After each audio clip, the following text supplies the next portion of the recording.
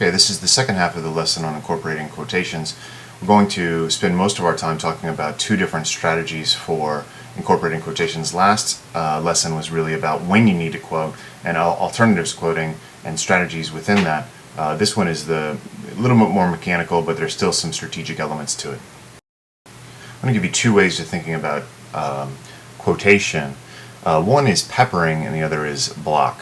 So by peppering I mean using quotations from your central literary text that are either words or phrases and putting those in to parts of your sentences. Block quotation is a much larger quotation. It's set apart, and then it requires that you're going to spend some time both before and after it analyzing it. With each of these strategies, both peppering and block, I've got some technical assistance. With peppering, I want to focus on the use of handles.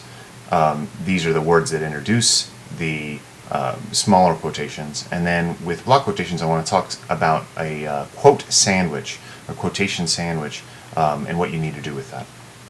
These three sentences do a good job of peppering quotations from their central texts. I'm going to read each one of them and then I'll highlight what I mean. For Nick, who remarks that Gatsby, quote, turned out all right, unquote, the hero deserves respect, but perhaps does not inspire great admiration. Satan's motion is many things. He, quote, rides, unquote, through the air, quote, rattles, unquote, and later explodes, quote, wanders and hovers like a fire. Even according to Cleopatra, Mark Antony's, quote, duty, unquote, is to the Roman state. These sentences are about The Great Gatsby, Paradise Lost, and Antony and Cleopatra, respectively. But each exemplifies the principle of quotation peppering. This is pulling text from the source text in small quantities, units of words or phrases that are particularly important.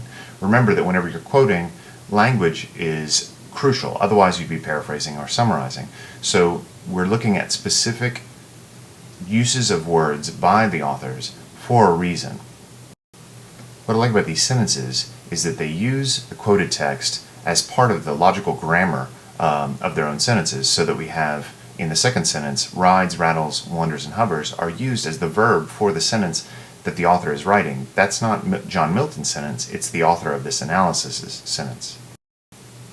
These writers do a great job of just borrowing one or two words and phrases. What do we do if we're going to borrow a sentence? Well, we need to introduce it with text of our own, always. You can't have a standalone quote that's just sitting there, taken from another text, in the middle of your paragraph as if it were your sentence. You have to introduce it with a handle. These are a way of bringing the quotation to your reader. And there are all kinds of varieties, according to Jane Doe, ... You need a comma there, and then you bring in the quotation. There are lots of different ways of getting into this. I've shown you a few here. Let's take a look at some of the verbs that are particularly useful for introducing quotations. It's worth pausing and writing down some of these handles, although these kinds of lists are widely available online as well. Instead of just saying that so-and-so says, we can use verbs that are more precise and help our readers understand exactly what they're supposed to get out of a quotation. So-and-so acknowledges, so-and-so responds, so-and-so points out, so-and-so denies. These verbs are more precise and they give an idea to your reader about what the quotation is doing. I need to pause and give you a guideline here. This is a matter of convention. Whenever you're writing a handle, part of it is the verb, which we just explored, but part of it is attributing it to someone. If it's a critic, then you just quote the critic's name. If it's an author speaking outside of a text, then you can just use the author's name. But if you're writing about non-narrative poetry, then it's customary to attribute quotations to the speaker. If you're talking about a story with a narrator, then you refer to it as the narrator. Now that can get confusing, but you need to make sure, once again, if it's poetry, you talk about it being the speaker, and if it's a story, it's the narrator. For plays, novels, and other works with characters, identify the characters as you quote them. One other point about quoting is that you sometimes need to use brackets, because whenever we quote, what we're telling our reader is that exactly these words, looking exactly the same, are what I found in the text. Now, let's say that I have a quote by D.H. Lawrence here, which is, books are not life. Books here is capitalized. It was at the beginning of a sentence. So when I quote it, I only have a couple of options. I cannot make it lowercase on my own and not signal something. So this first sentence is wrong. I can't use it that way. I have a couple of other options. One option is to put it into brackets. Brackets indicate that I as a writer am inserting something here in order to make it read cleanly with my sentence, but that the original looked different. So this doesn't look terribly good, and I've signaled it in yellow here. It is acceptable, but it's not desirable. Brackets are pretty ugly, so it's desirable to avoid them if you can, and there's a couple of ways of doing it. I could either have the sentence as before, but capitalize the sentence that I'm quoting from Lawrence, or, even better, I could move books to the front of my sentence, have Lawrence wrote as an introductory clause, and then have the rest of the sentence. Or I could say, for Lawrence, books, and this is all my speech, then in quotation marks, are not life. All of these are more elegant solutions to putting in brackets. Generally, the principle of not messing with a quote's original punctuation holds, but you are allowed to alter the closing punctuation of a quote in order to incorporate it into a sentence of your own. So I'm taking that same quotation, books are not life, which would normally end with a period. That's how Lawrence wrote it. But here I'm going to end it with a comma so that I can continue my own sentence. Lawrence emphasized. Now that is the only kind of changes that you can make to punctuation of quotations without signaling it. This can trip people up a little bit. Commas and periods go inside the closing quotation marks. All other punctuation marks go outside of the quotation marks. So look at these examples. Books, Lawrence wrote, are not life. Period inside of the quotation. Over here, on the second one, we have Lawrence insisted that books are not life. I have to put the semicolon on the outside. In the last instance, I'm using a question mark, and that has to go on the outside also because it wasn't a question that Lawrence was asking. He was making a statement. These are the punctuation and strategic tips that you need when you're peppering quotations. Let's now talk about block quotations and what you need to do for them. Whenever you give an extended quotation from a text, and this could be a paragraph or a stanza or more than 3 sentences, you need to do 3 things. 1, introduce the quotation before you actually quote it. That means you need to position your reader so that they understand who is talking and why you're quoting it. Then you need to block quotation correctly, and I'll talk about the formatting for that in just a second. Finally, when you come back to your main part of your text, you need analysis and explanation. You cannot leave a block quotation undigested. It's your job as a writer to explain why it was worth quoting this in an extended way. Let's look at the 3 different parts of this quote sandwich one by one. Before you use a block quotation in your paper as evidence, you must first introduce it so that your reader knows what's coming and you can transition smoothly from your thoughts to the evidence or information from your source.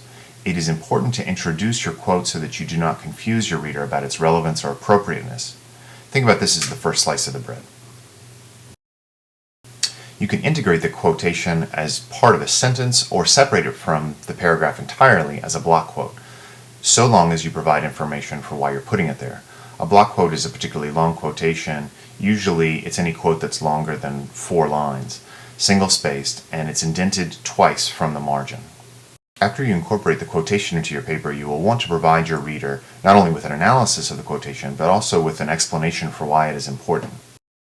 Think of your quote as the meat, cheese, lettuce, condiments of the sandwich, and your analysis as the last piece of bread. These are the key ingredients that you want to address so that your reader knows why you chose the quote. Now, the amount of discussion varies based on the length of the quote. I find it useful to write at least 3 or 4 good sentences to fully explain or analyze any quote that's worth a block quotation. If you're using a block quote, you'll want to begin your discussion, that is the second piece of the bread, without indentation. Just resume typing in the double-spaced format.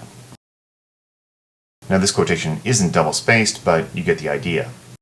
And the first part of this passage introduces the quote and sets the scene. When Piccola enters the candy store and comes under Mr. Yakubinski's eyes, her existence, as well as the existence of her world, become matters of doubt. Mr. Yakubinski doesn't see her. Then we have the actual quotation, which, as you can see, is indented at least 1 tab over. Somewhere between retina and object, between vision and view, his eyes draw back, hesitate, and hover. At some fixed point in time and space, he senses that he need not waste the effort of a glance. He does not see her, because for him there is nothing to see. The author of this passage, Madone Minor, has italicized nothing to see because that's what she wants to emphasize. That's not the way it appears in the original text, and so she needs to indicate that by writing my italics inside of the parenthesis. The last part of this quote sandwich, and you can see that it's longer than all the others, is the analysis of the passage. This is where Minor explains the significance of the scene and why it's important for her argument. In effect, this scene parallels previously described rape scenes in the novel. Male denies presence to female. Piccola cannot defend herself against this denial. Quote, she looks up at him and sees the vacuum where curiosity ought to lodge, and something more, the total absence of human recognition, the glazed separateness. What Minor's quotation sandwich achieves is it orients its reader to the quotation so that the reader understands what's going on. It provides the quotation clearly, it explains where it's messed with it or where it's made changes, and then she analyzes that. She doesn't just assume that the quotation speaks for itself. Assignment time. For this assignment, compose a short paragraph of your own. This should be about 250 words. Answering the question, does fictional fantasy violence have an undesirable effect on our culture? On Blackboard, I've uploaded a document with 2 paragraphs on this subject. Review them and work in some of the quotations from them. You can do it in any way that you'd like, following the outlines here, peppering or block quotation. Okay, good luck.